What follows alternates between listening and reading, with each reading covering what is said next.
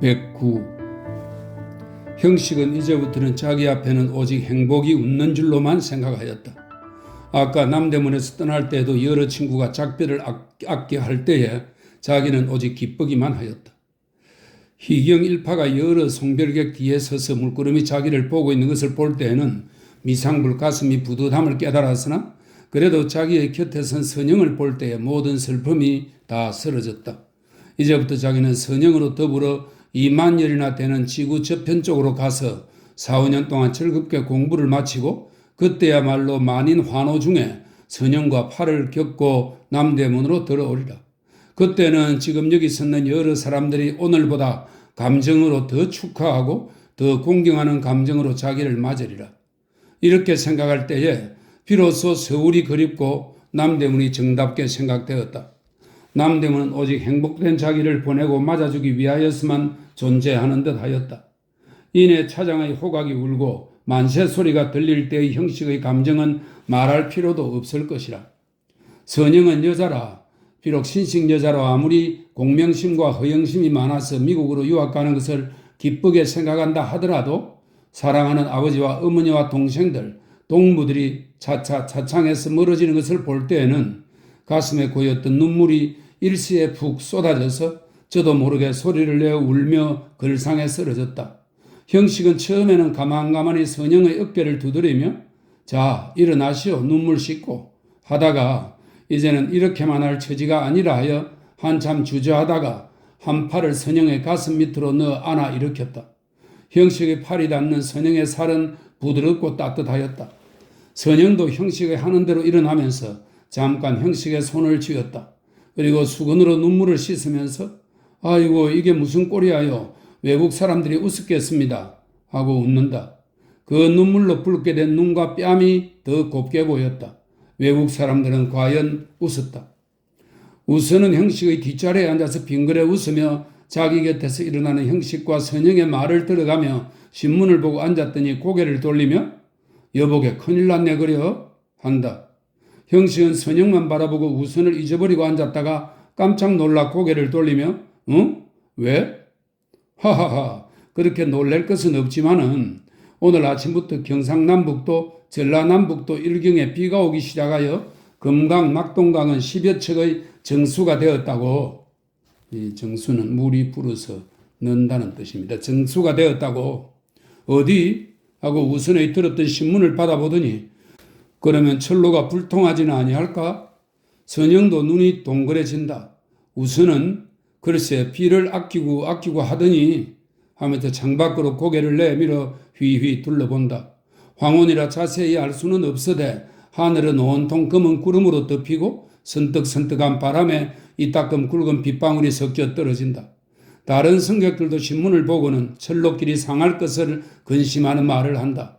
그러나 이것은 형식이나 선영에게 별로 중대한 일은 아니었다. 철로길이 상하면 여관에 들어 기다리면 그만이었다. 이러한 때에 병욱이가 선영을 찾아오고 그 후에 선영이가 병욱을 찾아오고 그 다음에 선영이가 돌아오고 형식이가 선영에게 병욱의 동행이 어떠한 사람이든가를 묻고 선영은 박영철하는데 퍽 얌전한 사람이야요 하는 대답을 하고 마침내 우선이가 알려고 갔다가 다시 가다요 하는 보고를 한 것이다. 이렇게 지나간 일을 생각하다가 형식은 마침내 선영들어 가서 박영채 씨를 좀 보고 와야겠어. 가보시죠 하는 선영의 대답은 형식에게는 무슨 특별한 뜻이 풍긴 것 같이 들렸다. 실상 선영은 지금까지 마음이 불쾌하였다. 그러면 그것이 월향이라는 기생인가? 죽었다더니 그것은 거짓말인가? 속에는 별별 흉악한 꾀를 품으면서도 겉으로는 저렇게 얌전을 빼는가? 사람 좋은 병욱이가 그것의 꾀에 넘어가지는 아니하였는가? 오늘 형식과 자기가 떠난다는 말을 듣고 일부러 이 차를 골라 탄 것이나 아닌가? 혹 형식이가 아직도 영채를 잊지 못하여 남모르게 영채에게 떠나는 날을 알려 미국 가기 전에 한 번 더 만나버리는 꾀는 아닌가? 이렇게 생각하며 선영은 일종 투기가 일어나서 획 고개를 돌린다. 형식은 선영의 불쾌한 낯빛을 이윽히 보고 섰더니 변명하는 듯이 그래도 한 차에 탄 줄을 알고야 어떻게 모르는 척하겠어요? 하고 다시 앉아서 선영의 대답을 기다린다. 선영은 말없이 앉았다가 웃으며 글쎄 가보세요. 누가 가세지를 말랍니까? 끝에 말은 없어도 좋을 말이다. 형식은 고개를 숙이고 우두커니 앉았더니 벌떡 일어서며 그러면 갔다 오겠소 하고 우선 들어 가서 형채 씨 좀 보고 오겠네. 가보게. 그리고 내가 무난하더라고 그러게 하고 슬쩍 선영을 본다. 우선은 이 세 사람의 관계가 장차 어찌 될런고 하여 본다. 영채를 보고 와서는 우선의 속도 아주 편치는 못하였다. 더구나 영채가 죽으려던 뜻을 변한 동기와 일본으로 가게 된 이유가 알고 싶었다. 110. 그 전에는 한 미인으로 우선이가 영채를 사랑하였지만은 영채가 형식을 위하여 지금토록 정절을 지켜온 것과 정량리 사건으로 인하여 죽을 결심을 한 것을 보고는 영채를 색과 재와 덕이 겸비한 이상적 여자로 사랑하게 되었다. 만일 형식을 위한 우정이 아니었던들 어떤 정도까지나 열광하였을는지도 모를 것이라.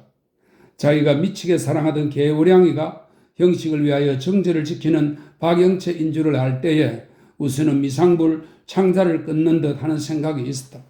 그러나 우정을 중히 여기고 협기 있기로 자임하는 우선은 힘껏 자기의 정을 누르고 형식과 영채를 위하여 힘을 다하여 주기로 하였다.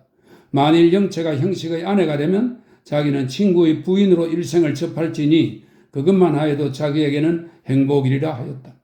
그러다가 영채가 그 슬픈 유서를 써두고 평양으로 내려감을 볼 때에 우선은 깊은 슬픔과 실망을 깨달았다.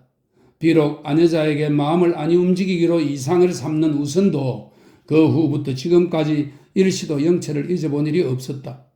우선의 일기를 뒤져보면 취침 전에 반드시 영채를 생각하는 단율 한 수씩을 지은 것이 있는 것을 보아도 알 것이다. 그러다가 죽은 줄 알았던 영채가 살아서 같은 기차에 타고 있는 줄을 알고 보니 우선의 가슴이 울렁거리는 것도 자연한 일이라. 게다가 형식이가 아름다운 선행으로 더불어 아름다운 약속을 맺어가지고 아름다운 공부를 하러 가는 것을 보며 더욱 부러운 생각이 난다. 우선은 벌써 아들을 형제나 넘어 낳고 30이 다 된 자기의 아내가 행주치마를 두르고 어린애의 기저귀를 빠는 모양을 생각해 본다. 그는 아무것도 모른다. 밥 짓고 옷 짓고 아이 낳을 줄밖에 모른다. 자기는 그와 혼인한 지 10여 년간에 일찍 한자리에 앉아서 정답게 이야기를 하여 본 일도 없고 물론 자기의 뜻을 말하여 본 적도 없다. 잘 때에만 내외는 한자리에 있었다. 마치 아내는 자기 위하여서만 있는 것 같았다. 호라비가 유혹을 참지 못하여 깔보집에 가는 셈 치고 아내의 방에 들어갔다. 이러하는 동안에 아들도 낳고 딸도 낳고 지압이라 부르고 아내라 불렀다. 10년 동안을 살아오면서도 서로 저편의 속을 모르고 알아보려고도 아니하는 두 사람의 관계는 실로 신기하다 하겠다. 그러나 우선은 이는 면할 수 없는 천명으로 알 뿐이요 일찍 이 관계를 벗어나려고도 하여 본 적이 없었다. 그는 아내라는 것은 대체 이러한 것이니 집에다 먹여두어 아이나 낳게 하고 이따금 가보아 주기만 하면 그만이라 한다. 그리고 아내에게서 못 얻는 재미는 기생에게서 얻으면 그만이라 한다.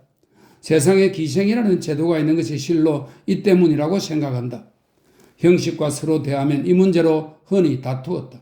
형식은 엄정한 일부주의를 고집하고 우선은 첩을 얻든지 기생 외입을 하는 것은 결코 남자의 잘못하는 일이 아니라 한다. 과연 우선으로 보면 첩이나 기생이 아니고는 오랜 일생을 지낼 것 같지 아니하다. 우선의 일부 다처주의나 형식의 일부주의가 반면은 각각 이전 조선 도덕과 서양 예수교 도덕에서 나왔다 하더라도 반면은 확실히 각각 자기네의 경우에서 나온 것이다.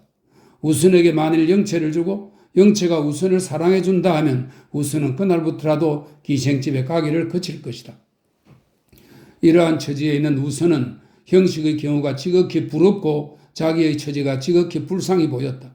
자기도 사랑하는 아내와 함께 기차를 타고 여행도 하고 싶고 외국에 유람도 하고 싶었다. 기생을 데리고 노는 것도 좋지만은 기생에게는 무엇인지 모르되 부족한 것이 있는 것 같다. 아무리 기생이 자기에게 친절한 모양을 보이고 또 그 기생이 비록 자기의 마음에 든다 하더라도 그래도 어느 구석에 조금 부족한 점이 있었다. 그 부족한 점은 결코 작은 점이 아니요 큰 점이었다. 그것은 아마 첫째, 정신상으로 서로 합하고 엉키는 맛이 없는 것과 또 사랑의 제일 힘있는 요소인 내 것이라는 자신이 없는 까닭이다. 돈을 많이 내어서 기생을 빼내면 내 것이 되기는 되지만 암만 해도 정신적 융합은 인력으로는 할 수 없는 것이다. 외모의 사랑은 얕다. 그러므로 얼른 식는다. 정신적 사랑은 깊다. 그러므로 오래 간다. 그러나 외모만 사랑하는 사랑은 동물의 사랑이요. 정신만 사랑하는 사랑은 귀신의 사랑이다. 육체와 정신이 한데 합한 사랑이라야 마치 우주와 같이 넓고 바다와 같이 깊고 봄날과 같이 조화가 무궁한 사랑이 된다. 세상 사람들이 입으로 말은 아니하지만은 속으로 밤낮 구하는 것은 이러한 사랑이다. 그러나 이러한 사랑은 마치 금과 같고 옥과 같아서 천에 한 사람, 10년, 100년에 한 사람도 있을 듯 말 듯하다. 그래서 여자는 춘향을 부러워하고 남자는 이도령을 부러워한다. 자기네가 실제로 그러한 사랑을 맛보지 못하며 소설이나 연극이나 시에서 그것을 보고 좋아서 웃고 울고 한다. 조선서는 천지개벽 이래로 오직 춘향, 이도령의 사랑이 있었을 뿐이다. 저마다 춘향이 되려 하고 이도령이 되려 하건만은 다 그 곁에도 가보지 못하고 말았다. 조선의 흉악한 홍인제도는 수백 년 내 사람의 가슴 속에 하늘에서 받아가지고 온 사랑의 씨를 다 말려 죽이고 말았다. 우선도 그 희생자의 하나이다. 이러한 우선이가 형식과 선형을 눈앞에 보고 또 그립던 영체가 같은 차를 타고 같은 기관차에 끌려가는 것을 생각하니 마음이 괴로울 것도 자연한 일이다. 또 영체는 이미 기생도 아니요 겸하여 형식의 아내도 아니라 오직 한 처녀다 하고 우선의 가슴에는 알 수 없는 생각이 번개같이 가슴에 일어난다. 그래서 우선은 형식이 간 뒤를 따라 다음 차실 문 밖에 가서 바람을 쏘여가며 가만히 엿본다. 형식은 영체의 곁에 앉아서 무슨 이야기를 하고 병욱도 이따금 말 참여를 한다. 세 사람의 얼굴은 아주 엄숙하다. 우수는 들어갈까 말까 하다가 형식이 돌아 나오기를 기다리기로 하고 뒷짐을 지고 기대어 서서 쿵쿵 차바퀴 굴러가는 소리를 들으며 무슨 생각을 한다. 111. 선영을 보내고 병욱의 돌아오는 것을 보고 영체는 병욱의 손을 잡아 앉히며 그래 어때요? 하고 자기도 무슨 말인지 모르는 질문을 한다. 병욱은 무엇이 어찌해 형식씨라는 네가 잘 차리고서 시침이 떼고 앉았더구나. 우리 오빠를 안다고 동경 가서 같이 있었노라고. 영체는 부지불가하게 한숨을 짓는다. 왜? 형식씨가 그리우냐? 아직도 단념이 아니 되는 게로구나? 아니 그런 것은 아니지만은 그러면 왜 휘하고 한숨을 쉬어? 나도 왜 그런지 모르겠어. 하고 병욱의 무릎을 치며 웃는다. 그래도 아주 마음이 편치는 않을 걸 하고 병욱도 웃는다.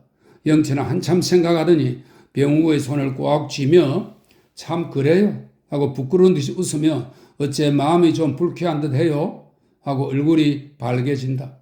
병욱은 근 10년 기생으로 있던 계집애가 어떻게 이처럼 규문 속에서 자라난 처녀와 같은가 하고 속으로 감탄하였다.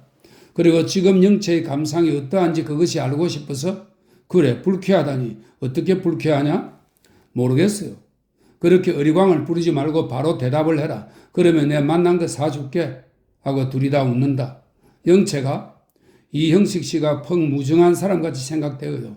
그래도 내가 죽으러 갔다면 좀 찾아라도 볼 것인데 어느새 혼인을 해가지고 하다가 병욱의 무릎에 자기의 이마를 대고 비비며 아이고 언니 내가 왜 이런 소리를 해요? 병욱은 영체의 머리와 목과 등을 만져주며 어린애에게 하는 듯이 말하면 어떠냐? 자 그래서 아마 내가 여기 있는 줄을 알겠지요? 알 테지. 지금 선영이가 왔다 가서 너의 말을 했을 테니까 알면 어떠냐? 어떻게 해서만은 죽었던 사람이 살아왔다면 아마 놀랄 테지? 실컷 놀라서 하지. 아마 가슴이 뜨끔하리라. 그렇게 박증할 때가 왜 있겠니? 만일 저편에서 나를 찾아오면 어찌해요? 만나서 이야기를 할까? 그러면 왜 무슨 원수가 있담? 원수는 아니지만은 어째 분이 난단 말이냐? 두 사람은 한참 잠자코 마주보더니 언니가 나를 살려준 것이 잘못이야요. 나는 그때 꼭 죽었어야 할 텐데 그때 죽었으면 벌써 다 썩어졌겠지. 뼈만 하나씩 여기저기 흩어졌겠지. 그때 죽었어야 해. 하고 후회하는 듯이 고개를 간들간들한다. 병욱은 영체의 낯빛이 갑자기 변하는 것을 보고 놀라서 영체의 두 팔을 잡으며 예 영체야 왜 그런 소리를 하느냐. 이제 나하고 둘이서 음악 잘 배워가지고 둘이서 아메리카로 구라파로 돌아다니면서 실컷 구경하고 그리고 우리나라에 돌아와서 새로 음악을 세우고 재미있게 살 터인데 왜 그런 소리를 하니? 하고 영채를 잡아 흔든다. 영채는 멀거니 병욱의 눈을 보고 앉았더니 눈에서 눈물이 쑥 나오며 아니야요. 나는 살 사람이 아니야요. 죽어야 할 사람이야요. 가만히 지나간 일생을 생각해 보니까 암만 해도 나는 살려고 난 것 같지를 아니해요. 아버지와 두 오라버지는 옥중에서 죽고 그리고 7, 8년 고생이 모두 속절없이 하고 흑흑 느낀다. 예, 글쎄 웬일이냐? 곧잘 모든 것을 다 잊어버리고 기뻐하다가 왜 갑자기 야단이냐? 너가 그렇게 그러면 이 언니는 어떻게 자? 울지 마라. 암만 생각해 봐도 이 세상에 살아있을 생각이 없어요. 왜? 그러면 너는 아직도 이영식 씨를 못 잊는 게로구나? 너가 그때 날들어 실상은 이영식 씨를 사랑한 것이 아니라고 말하지 않았니? 아니요. 다만 그 일만 아니하여.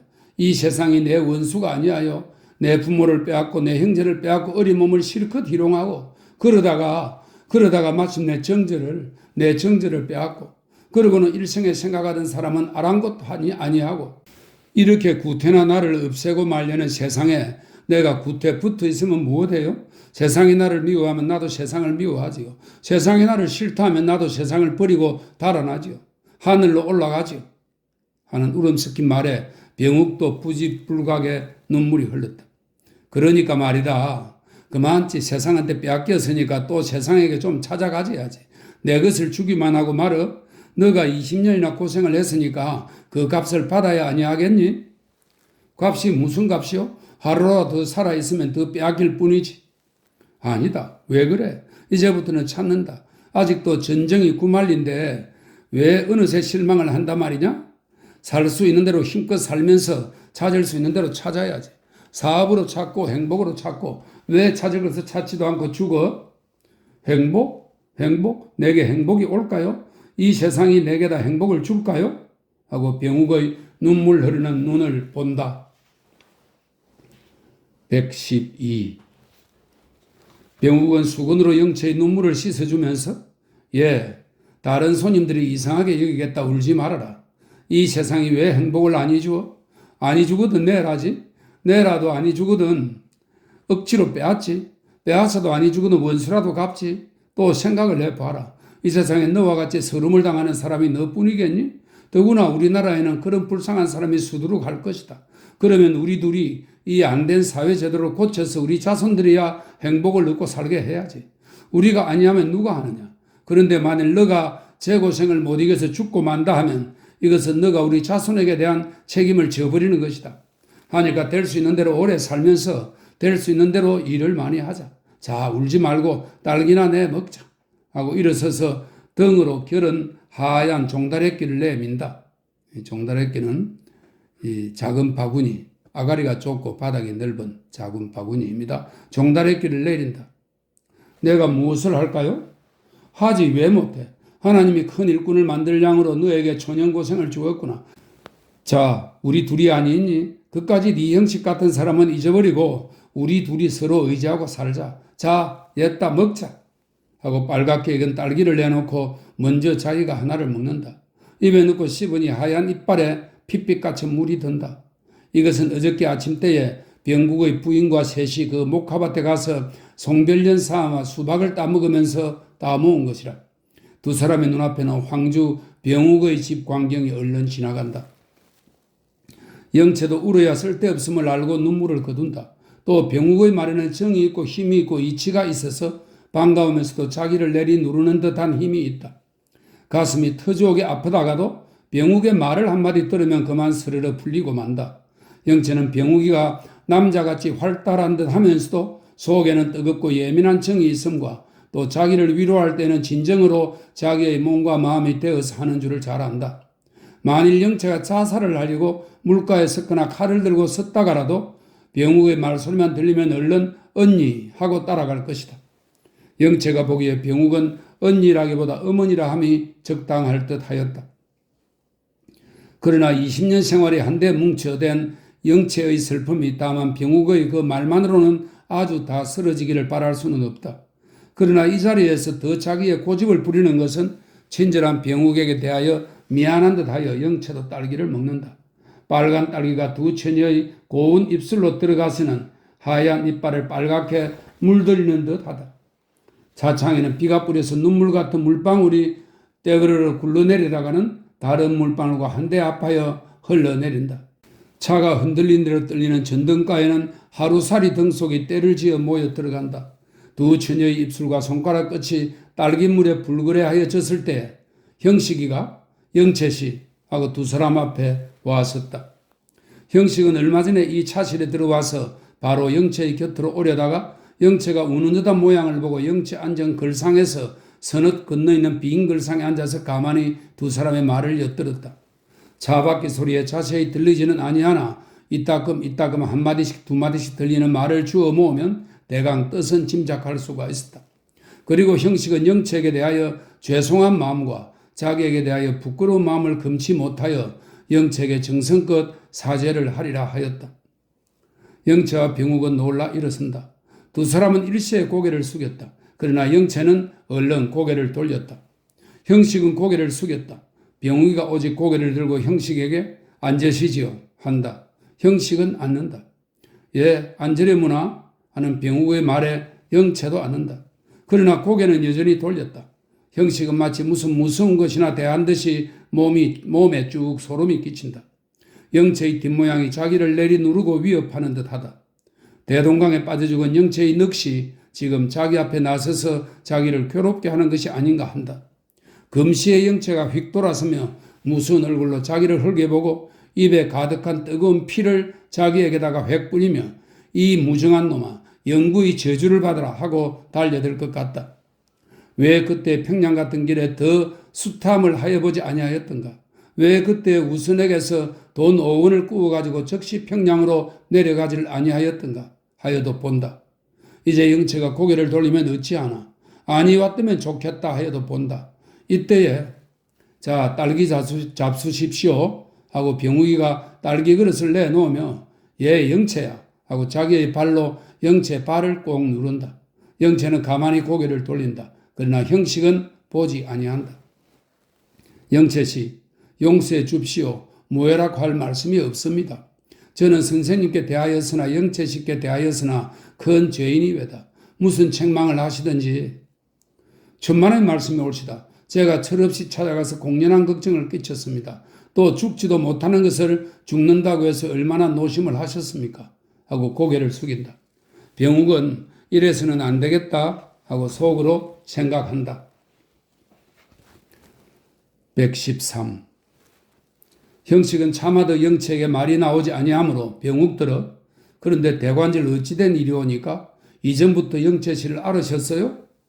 병욱은 형식을 보고 웃는다. 그 웃음이 형식에게 말할 수 없는 부끄러움을 준다. 자기를 비웃는 것 같이 생각되었다. 아니 옳시다. 제가 방학에 집으로 오는 길에 차 속에서 만났어요. 형식은 눈이 둥그레지며 영채를 한번 보고 다시 병욱을 향하여 그러면 영채 씨가 평양 가시는 길에 네 하고 만다. 형식은 더 알고 싶었다. 영채가 어찌하여 죽을 결심을 풀었으며 어찌하여 동경으로 가게 된 것을 자세히 알고 싶었다. 그래서 그래 어떻게 되었어요? 병욱은 고개를 기울여서 영채의 돌아앉은 얼굴을 물끄러미 보더니 그래서 죽기는 왜 죽는단 말이냐. 즐거운 인생을 하루라도 오래 살지 못하여 걱정인데 왜 구태 질에 죽으려냐고 그랬죠. 그리고 지금까지는 너가 천하 사람의 조롱을 받고 학대를 받고 하고는 주저하는 듯이 형식을 바라보다가 또 웃으면서 또 일생에 생각하고 사모하던 사람에게도 버림을 받았지만은 이 말이 끝나기 전에 형식의 가슴은 마치 바늘로 찌르는 것 같았다. 병욱은 형식의 낯빛이 변화해짐을 보고 말을 끊었다가 그렇게 지금토록 너의 일생은 눈물과 원망의 일생이지만은 이제부터 너희 앞에는 넓고 즐거운 장래가 있지 아니하냐 하고 억지로 차에서 끌어내렸지요. 참 감사합니다. 아시덕에 나도 죄가 얼마큼 가벼워진 듯합니다. 저는 꼭 영채 씨께서 돌아가신 줄만 알았어요. 이때에 병욱과 영채는 속으로 한다. 그래 즉시 평양경찰서에 전보를 놓고 다음 분차로 평양으로 내려갔죠. 여기 와서 형식은 자기의 변명을 할 기회가 생긴 것이 기쁘다 하는 생각이 난다. 그랬더니 경찰서에서 하는 말이 정거장에 나가서 수탐을 하여 보았지만 알 수 없다고 하지요. 그래서 알만한 집에도 가 물어보고 또 박선생 묘소에도 하다가 중간에 돌아온 생각을 하며 문득 말을 거치고 고개를 숙인다. 그때 북망산까지 가보고 대동강가로 다만 한두 시간이라도 시체를 찾아보았다면 좋을 뻔하였다는 생각이 난다. 병욱은 한참 듣더니 네, 아마 그리 하셨겠죠. 그러면 시체를 찾으시느라고 퍽 애를 쓰셨겠네? 형식은 이 계집애가 꽤 사람을 골린다 하였다. 과연 형식의 등에는 땀이 흘렀다. 영채도 형식이 하는 말을 다 들었다. 그리고 형식에게 대한 원통하는 듯한 마음이 얼마큼 풀린다. 그러나 형식이가 즉시 자기의 뒤를 따라 평양으로 내려온 것과 열심으로 자기의 시체를 찾아준 고마움도 자기가 죽은 지 한 달이 못되어 선영과 혼인을 하여 가지고 미국으로 간다는 생각에 눌려버리고 만다. 영채의 생각에도 형식 한 사람이 정다운 사람도 되고 박정한 난군도 되어 보인다. 그러나 만사가 이미 다 지나갔으니 이제 와서 한탄하면 무엇하고 분풀이를 하면 무엇하랴. 차라리 웃는 낯으로 형식을 대하여 저편의 마음이나 기쁘게 하여 줌이 좋으리라 하는 생각도 난다. 그래서 몸을 좀 돌리기는 돌렸으나 그래도 아주 웃는 얼굴을 보여 형식에게 안심을 주고 싶지는 아니하여 참 죄송합니다. 황주 가서 곧 편지를 드리려다가 언제 죽을지 모르는 몸이 잠깐 살아있는 것을 알려드리면 무엇하랴. 차라리 죽은 줄로 믿고 계시는 것이 도리어 안심이 되실 듯 하기로 그만두었습니다. 이제 보면 아니 알려드린 것이 어떻게 잘 되었는지요? 하고 영채도 과히 말하였다는 생각이 나서 웃는다. 그러면 어찌해서 엽서 한 장도 안 잊으신다 말씀이요? 하고 형식은 붕괴한 구조로, 그건 어조를 말합니다. 붕괴한 구조로 그렇게 사람을 괴롭게 하십니까? 형식은 진실로 이 말을 듣고 영채를 원망하였다. 만일 영채가 엽서 한 장만 하였으면 자기는 마땅히 당장 영채를 찾아가서 영채의 손을 잡았을 것 같다. 병욱과 영채는 형식의 붕괴하여 하는 얼굴을 본다. 더구나 영채는 형식에게 대하여 불안한 생각이 나서 그러나 저는 제가 살아있는 줄을 알게 하는 것이 도리어 선생께 부질없는 근심을 끼칠 줄로 알았어요. 만일 제가 선생의 몸에 누가 되어서 명예를 상한다든지 하면 도리어 선생을 위하는 도리도 아니겠고 그래서 억지로 참고 가만히 있었습니다. 하고 또 영채의 눈에서는 눈물이 흐른다. 형식이 영채의 하는 말을 듣다가 눈물 떨어지는 것을 보고 저편으로 고개를 돌린다. 어디까지든지 자기를 위하여 주는 영채의 심정이 더욱 감사하게 생각된다. 죽으려 한 것도 자기를 위하여, 살아있으면서 살아있는 줄을 알리지 아니한 것도 자기를 위하여 한 것임을 생각하며 자기의 영채에게 대한 태도가 너무 무정함이 후회된다. 마주 앉은 눈물 흘리는 영채를 보고 또 저편 차실에 앉은 선영을 생각하며 형식의 마음은 사뭇 산란하다. 세 사람 사이에는 한참 말이 없고 기차는 어느 철교를 건너가느라고 요란한 소리를 낸다. 창에 뿌리는 빗발과 흘러가는 물소리는 큰 비가 아직 계속하는 줄을 알게 한다. 홍수가 아니 나리는지. 114.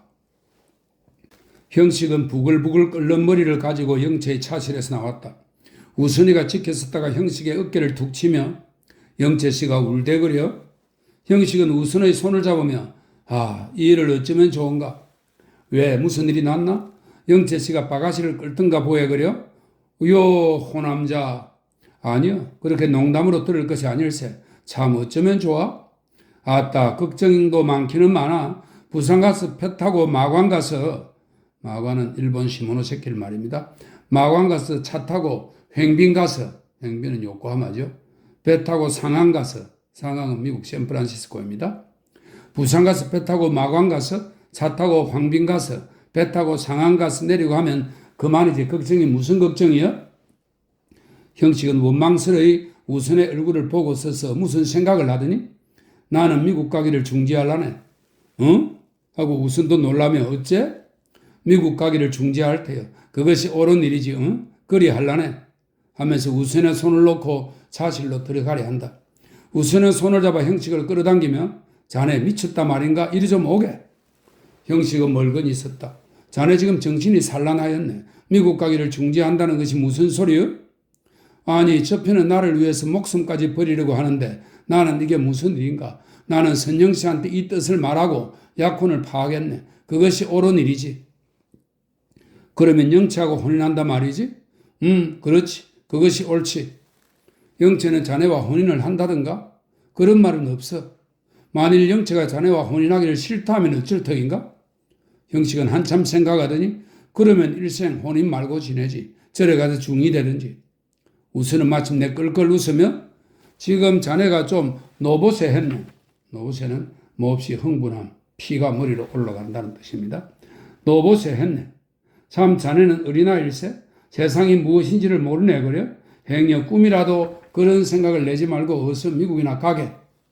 그러면 저 사람을 버리는 것이 아니지. 일이 이미 그렇게 되었으니까 이제 그런 생각을 하면 무엇하나. 또 영체도 동경에 유학도 하게 되었고 하니까 피차에 공부나 잘하고 장래에 서로 남매 삼아 지내게 그려. 그런 어림없는 미친 소리는 다 집어치우고 하면서 형식의 등을 툭 친다. 팔에 붉은 헝겊들은 차장이 지나가다가 두 사람을 슬쩍 본다.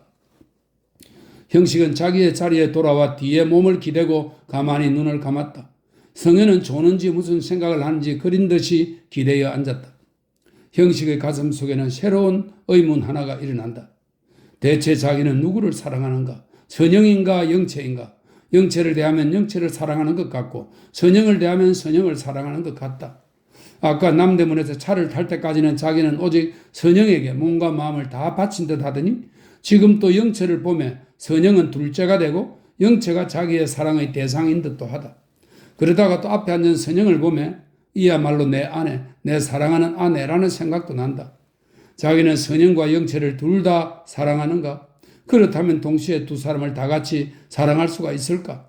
남들이 하는 말을 듣거나 자기가 지금껏 생각해 온 바로 보건대 참된 사랑은 결코 동시에 두 사람 이상에 향할 수 없는 것이오늘 지금 자기의 마음은 어떠한 상태에 있나? 아무렇게 해서라도 어떠한 표준을 세워서라도 형식은 선영과 영체 양인 중에 한 사람을 골라야 하겠다. 오래 생각한 후에 형식은 이러한 결론에 달하였다. 자기가 선영을 사랑하는 것도 결코 뿌리 깊은 사랑이 아니라 자기는 선영의 얼굴이 어여쁜 것과 태도가 얌전한 것과 학교에서 우등한 것과 부자요 양반의 집 딸인 것밖에 아무것도 선영에 관해서 아는 것이 없다. 나는 아직도 약혼한 지금까지도 선영의 성격을 알지 못한다. 물론 선영도 자기의 성격을 알지 못한다. 서로 이해함이 없이 참 사랑이 성립될 수 있을까? 내 영혼은 과연 선영을 요구하고 선영의 영혼은 과연 나를 요구하는가? 서로 만날 때 영혼과 영혼이 마주 합하고 마음과 마음이 마주 합하였는가? 이러니 폐지하면 자기와 선영 사이에는 과연 칼로 끊지 못하고 불로도 사르지 못할 사랑의 사슬이 있는가? 이렇게 생각하며 형식은 실망함을 금치 못한다. 자기는 비록 선영에게 이 모든 것을 구하였다 하더라도 선영은 결코 자기에게 영혼도 보이지 아니하고 마음도 주지 아니하였다. 어찌 생각하면 선영에게는 자기에게 줄 영혼과 마음이 없는지도 모르겠다. 다만 부모의 명령과 세상의 도덕에 눌려 할 일 없이 자기를 따라오는지도 모르겠다. 물론 일찍 선영이가 자기 입으로 네 하고 대답은 하였다. 그러나 그 대답이 과연 자각 있게 나온 대답일까? 그러면 자기가 선영에게 대한 사랑은 즉 항용 사나이들이 고운 기생 같은 여성의 색에 취하여 하는 사랑과 다름이 있을까? 자기의 사랑은 과연 문명의 세례를 받은 전인격적 사랑이라고 할 수가 있을까?